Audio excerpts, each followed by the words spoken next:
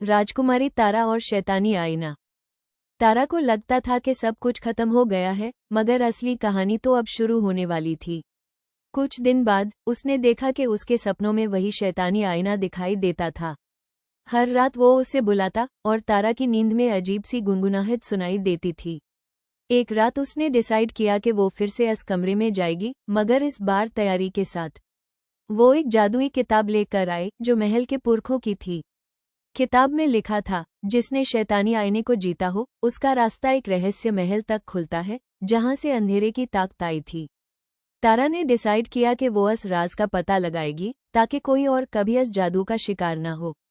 अगली रात तारा ने आईना दोबारा देखा और जैसे ही उसने दिल से कहा, मैं तैयार हूँ, वो फिर से यूएस अंधेरे दुनिया में चली गई। लेकिन इस बार वो अकेली नहीं थी। उसके साथ थी वो परी जिसका नाम था नूर। नूर ने बताया कि रहस्यमय महल में एक शैतानी रानी रहती है जो आईने के जरिए लोगों की हिम्मत चुरा लेती है। रास्ते में तारा और नूर एक खामोश जंगल से गुजरे, जहां हर पेड़ तारा के डर से हिलता था। वहां उनकी मुलाकात हुई एक बोलने वाले भालू से, जिसका नाम था बॉम्बो। पहले बॉम्बो डर गया, लेकिन जब उसने देखा कि तारा ने उसकी बेचैनी दूर की, तो उसने भी उनका साथ देने का वादा किया।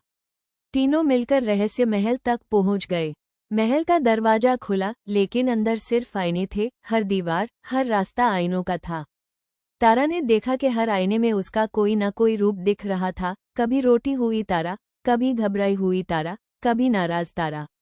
नूर बोली, ये तुम्हारी अंदर की तस्वीरें हैं। जब तक तुम अपने हर रूप को अपना नहीं लेती, तुम शैतानी रानी का सामना नहीं कर सकती। तारा ने आंखें बैंड की और हर रूप को प्यार से अपनाया।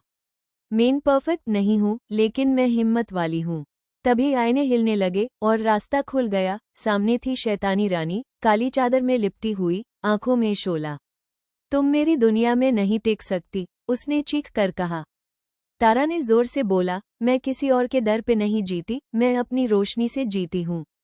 तब उसने दिल से एक रोशनी का जादू बुलाया जो नूर ने दिया था, और तीनों मिलकर रानी को हरा गए।